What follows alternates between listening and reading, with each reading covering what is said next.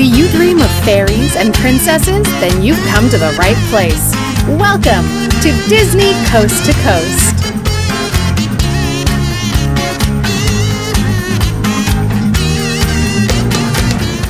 Hey folks, and welcome to Disney Coast to Coast, the ultimate unofficial Disney fan podcast. I'm Jeff DePauli, and in today's House of Mouse headlines, I talk about the latest news about Disney+, plus a new ride and event is coming to the Disneyland Resort. That and so much more, so let's get to it. Hear the latest news from the Walt Disney Company in today's House of Mouse headlines. First off, if you're listening to this on the day of its release, happy Easter. I hope you're doing something fun to celebrate the day. But let's get to the news. In last week's episode, I mentioned how a Love, Simon series and Monsters, Inc. series are both being developed for Disney+, but there's a lot more news about Disney+ to discuss. Disney recently let us know about some new content we can expect on Disney+ within its first year. Some of those titles include the live-action Lady and the Tramp, Forky Asks a Question featuring the new character Forky from Toy Story 4, The World According to Jeff Goldblum, which I am all about because I'll watch that man do anything, a Falcon and Winter Soldier series from Marvel, and a new Phineas and Ferb movie.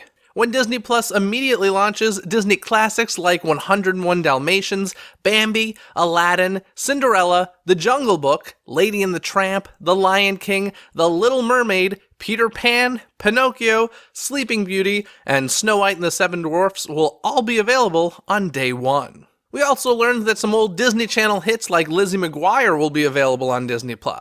I'm really hoping that they'll be going back much further than that to bring us shows like MMC, The New Mickey Mouse Club, but that has not been confirmed yet. One of the pieces of Disney Plus content I'm most excited about will be the documentaries. It's been announced that a series called Into the Unknown will be about the making of Frozen 2.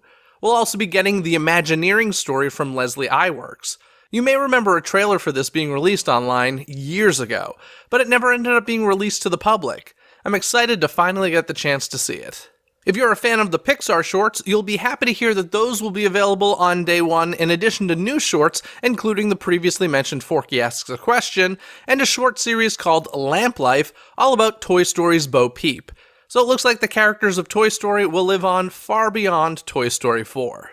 Speaking of Pixar, on the day one launch of Disney+, the following titles will be available: A Bug's Life, Brave, The Cars movies, Monsters, Inc., Monsters University, Ratatouille, the Toy Story movies, including Toy Story 4, Incredibles, Incredibles 2, Coco, Finding Nemo, Finding Dory, The Good Dinosaur, Inside Out, Up, and WALL-E. Some new Marvel content coming to Disney Plus will be WandaVision, The Falcon and the Winter Soldier, and an animated series called What If. In the world of Star Wars, the previously announced Mandalorian project from Jon Favreau will debut with the streaming service. The Mandalorian will be 8 episodes and will feature animatronics and puppets in addition to computer graphics. In some more Disney Plus news, if you grew up in the 90s, you are certainly aware of a hit movie called The Sandlot. Well, a new series based on the hit film is currently in development. An original Disney Plus film called Noelle, starring Anna Kendrick, will also be coming to Disney Plus. In addition, we'll get the film Timmy Failure, based on the book series, Togo, starring Willem Dafoe, and so much more. Plus, the new series High School Musical: The Musical for Disney Plus has begun production as well. Under the Fox umbrella, the TV series Malcolm in the Middle and The Simpsons will both be available on Disney+, in addition to many other Fox titles. There is obviously a ton of old and new content being made available from Disney, Pixar, Marvel, Lucasfilm, and Fox when Disney Plus launches on November 12th, 2019 for the cost of $6.99 per month. It was also said that there will likely be a Hulu, ESPN Plus, and Disney Plus bundle available in the future. Now let's talk about the recent Star Wars Celebration that took place in Chicago. One of the things to come out of Star Wars Celebration that excited a lot of people was the commercial shown featuring specially designed containers for Coke products served in Star Wars Galaxy's Edge. The bottles are round and look a bit droid-like, giving a unique look to the classic soda. We also got our first teaser trailer and full title for Star Wars Episode 9, The Rise of Skywalker. Now, this film will be the final movie in the Skywalker Star Wars saga, and it should be epic. We hear Luke Skywalker's voice throughout the trailer, even though he died in the last movie. We get glimpses of Princess Leia, even though actress Carrie Fisher passed away before filming began. and we hear a familiar cackle from Emperor Palpatine. The series that began in 1977 is coming to an end 42 years later. It really is quite an accomplishment, especially for Anthony Daniels, who has played C-3PO in every single Star Wars saga film, and John Williams, who has scored each one. Even George Lucas hasn't been involved in all of the movies. Star Wars Episode 9, The Rise of Skywalker hits theaters this December. Mickey and Minnie's Runaway Railway may still be under construction at Disney's Hollywood Studios, but it has been announced that a second version of the attraction will be built in Mickey's Toontown in Disneyland Park in the year 2022. The good news is that the new attraction will not be replacing Roger Rabbit's cartoon spin in Disneyland. This attraction was originally scheduled to open on May 1st of this year at Disney's Hollywood Studios for its 30th anniversary, but due to major delays, it has been announced that it won't open in Florida until 2020. Goodbye Mickey's Halloween Party, hello Oogie Boogie Bash. Disneyland Resort is bringing a new event to guests of all ages this Halloween season, Oogie Boogie Bash, a Disney Halloween party at Disney California Adventure Park. This separate ticket party treats guests to multiple new experiences, including Villainous, a new World of Color show that weaves a Halloween tale about a young girl named Shelley Marie. This twisted tale carries Shelley on an unforgettable journey exploring the villainous side of Disney characters through fountains, lights, lasers, projections, and special effects. Villainous shows that deep down there's a little villain in all of us. Redwood Creek Challenge Trail transforms into a wondrous and ethereal world of Disney villains unlike anything seen before.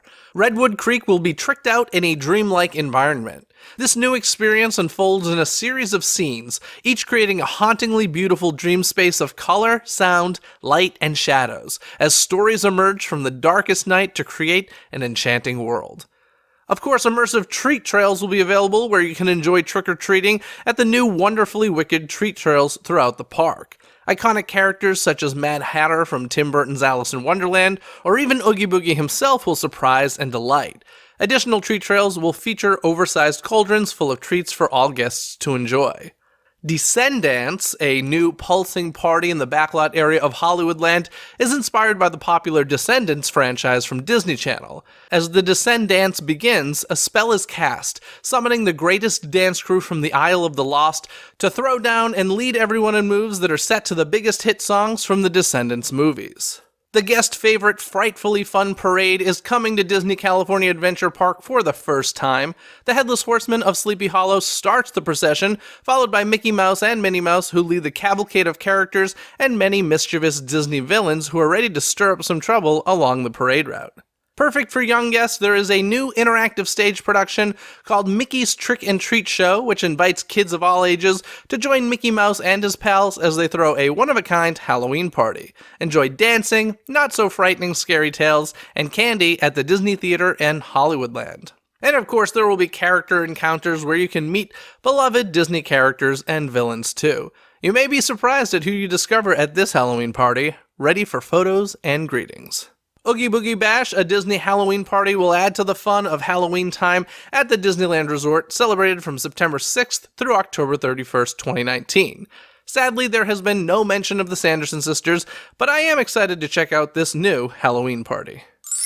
Disney CEO Bob Iger has announced his plan to retire in the year 2021. Of course, Mr. Iger has claimed twice before that he would be retiring on previous dates, but it seems like this may actually be the time for him, considering Star Wars Galaxy's Edge will have opened, Fox has been acquired, and Disney Plus will have launched. Here's what Bob had to say. I've been CEO since October of 2005, and I've said many times there's a time for everything, and 2021 will be the time for me to finally step down. I've been engaged with the board for quite some time, and there's discussion about a succession, and they've been engaged in a succession process. And we continue to feel that they will be able to identify my successor on a timely enough basis so this company has a smooth transition." End quote. Now, I don't expect this to happen, but I would love to see two people leading the company again. One creative and one business. I believe the best times for the Walt Disney Company have been when Walt and Roy were leading together, and when Michael Eisner and Frank Wells were leading together. Now folks, I did recently get back from a Walt Disney World vacation for a few days, so tune into this upcoming Wednesday's episode where I'll be discussing some of the new stuff I checked out while I was there. And also, I'm sure you don't need any reminding about this, but this upcoming Friday, April 26th, is the release date for Avengers Endgame. Now let's get to this week's Twitter poll. Now, this past week did celebrate the 25th anniversary of the opening of Beauty and the Beast on Broadway, marking the 25th anniversary of Disney Theatrical. So I asked you folks, which of the following Disney Broadway musicals is your favorite, or would you most like to see? The options were Beauty and the Beast, Newsies, Little Mermaid, or Tarzan. And last place was The Little Mermaid with 3% of the votes, followed by Tarzan with 10% of the votes. Beauty and the Beast got 42% of the votes, and I promise I did not rig this, 45% of the votes, and the winner is Newsies. If you'd like to take part in future Twitter polls, just be sure to follow Disney CTC on Twitter. That's DIZNEY CTC. You can also follow Disney CTC on Instagram and Facebook. You can find all of our social media links over at DisneyCoastToCoast.com, and make sure you sign up for our free gift over there as well, where you can get a list of America's hidden Mickeys showing you different Disney destinations around the USA. And of course, don't forget to leave those 5-star ratings and reviews on iTunes to help other Disney fans find the show more easily. Now, this episode of Disney Coast to Coast was produced by Philip Elke, who has supported the show through Patreon. If you'd like to become a DCTC producer or gain other rewards, including early access to episodes, live stream Q&As, behind-the-scenes access, and more, information can be found at patreon.com/DisneyCTC. That's patreon.com/DIZNEYCTC. Other than that, folks, have a magical day. Bye!